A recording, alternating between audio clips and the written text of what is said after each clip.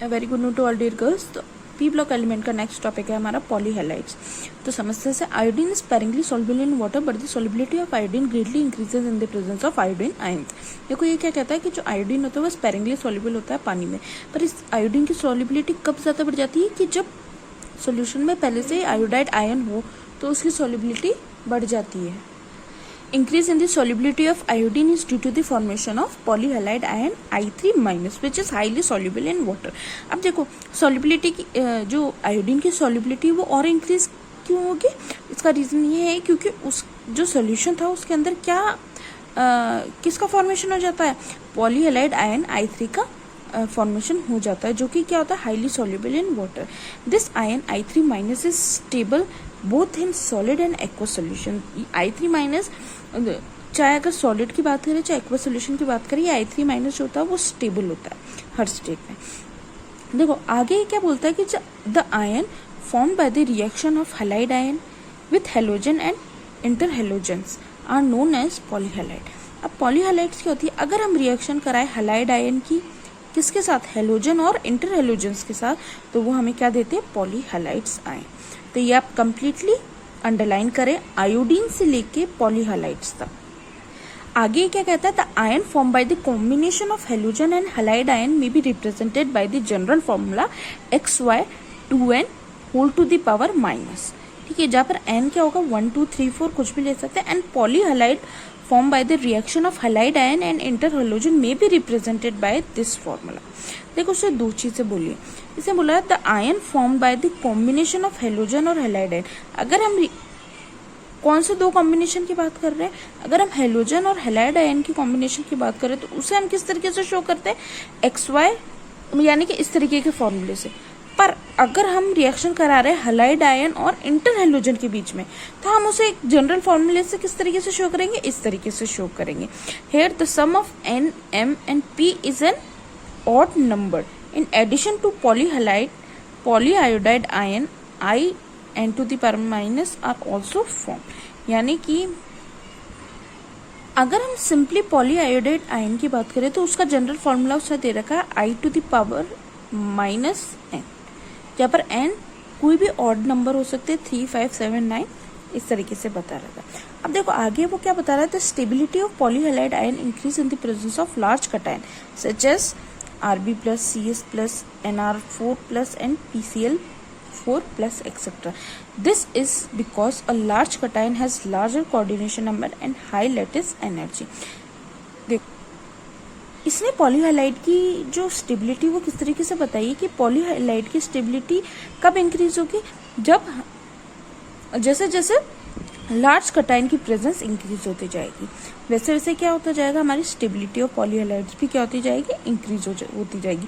क्यों, क्योंकि देखो जितना लार्ज नंबर ऑफ कटाइन होगा उतना ही उसका कोऑर्डिनेशन नंबर क्या होगा, ज्यादा होगा, और उसकी जो लेटिस एनर्जी वो भी क्या होगी, ज्यादा होगी।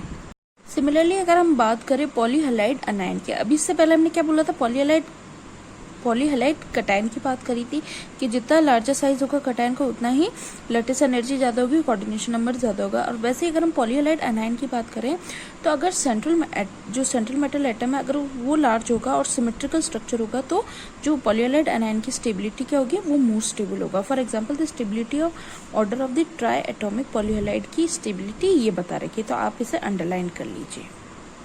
और उसके बाद उसने एक एग्जांपल लेके बता रखा है जो Br2Cl- है वो सिमेट्रिकल स्ट्रक्चर है और लार्ज सेंट्रल आयोडीन एटम है, तो ये क्या होगा, स्टेबल होगा। पर वहीं अगर Br2Cl की बात करें तो वो असिमेट्रिकल है, स्मॉलर सेंट्रल एटम है और लेस स्टेबल है। तो ये दो एग्जांपल लेके समझाया गया है, तो ये चीज आपको समझा के आनी है। तो ये तो हुआ brief introduction about the polyhalide अनायन।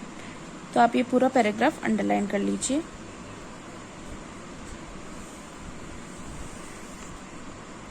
Further कुछ और हैलाइड्स की स्टेबिलिटी को डिस्कस किया गया है। The stability of Br3- is lower than that of I3-, stability of Cl3- is still lower.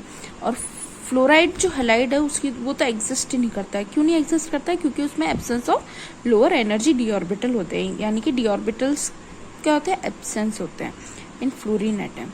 In the absence of D orbital fluorine can not form more than one bond by extending its octet.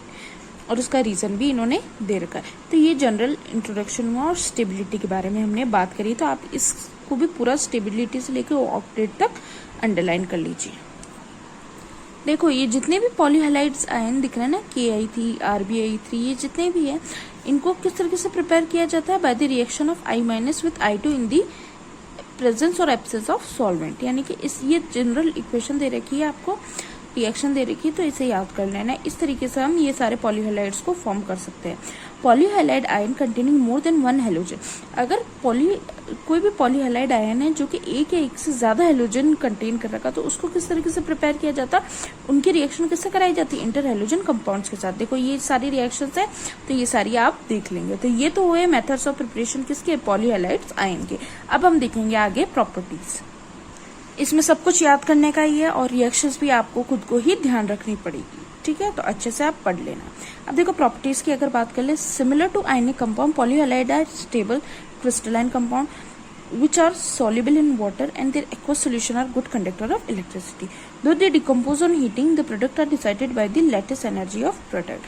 Since the lattice energy of a salt containing smaller anion is maximum among the halide of alkali metal, the smallest anion will remain attached to the metal in the product. देखो similar सी बात है। इन्होंने बोला जो properties ionic compound की होती है वही की पॉलीहैलाइड्स की होती है, स्टेबल होते हैं, क्रिस्टलाइन होते हैं, गुड कंडक्टर ऑफ इलेक्ट्रिसिटी होते हैं, और ये सॉल्युबल होते हैं वाटर में, और एक्वस सॉल्यूशन में ये गुड कंडक्टर ऑफ इलेक्ट्रिसिटी जैसा भी बिहेव करते हैं। क्यों? क्योंकि अगर ये और फर्दर ये बोलता है कि ये इजिली डिकम्पोज हो जाते हैं हीटिंग से, तो the product are decided by the lattice energy. तो इनका जो भाई कौन सा हमारे पास प्रोडक्ट बनेगा वो किस तरीके से डिसाइड होता है? वो होता है लेटेस्ट एनर्जी के। क्योंकि देखो लेटेस्ट एनर्जी क्या होती है कि कितनी अमाउंट ऑफ एनर्जी हम उसको दे रहे हैं कि जिससे उसके बीच का बॉन्ड ब्रेक हो रहा है, वही तो कहलाती है लेटेस्ट एनर्जी। तो ये सारी चीजें। अब देखो रिएक्शन देखना, CI3 की जब हीट देंगे तो ये हमें क्या देगा? CSI और I2 अलग दे देगा। तो ये रिएक्शंस है, तो आप ये रिएक्शंस भी अंडरलाइन कर लेंगे। देखो प्रॉपर्टीज भी आप अंडरलाइन कर लेना। फर्दर देखो पॉलीहैलाइड ion of one type may easily convert into the another type by the reaction of halogen। अब देखो ये क्या बोला? पॉलीहैलाइड आयन को अगर एक टाइप से दूसरे टाइप में इजीली हम कन्वर्ट कर सकते हैं। कैसे कर सकते हैं? उनकी रिएक्शन किससे कराए? हम किसी हेलोजन से रिएक्शन करा दे, तो हम एक पॉलीहैलाइड आयन को दूसरे जो पॉलीहैलाइड आयन्स है उनमें कन्वर्ट कर सकते हैं। तो ये रही उसकी रिएक्शंस। अब बात करते हैं स्ट्रक्चर की। The structure of most of the polyhalides are known. The structure of trihalide ion is simple linear. इससे बताइए कि जो स्ट्रक्चर होता है ट्राईहैलाइड का वो सिंपल लीनियर होता है।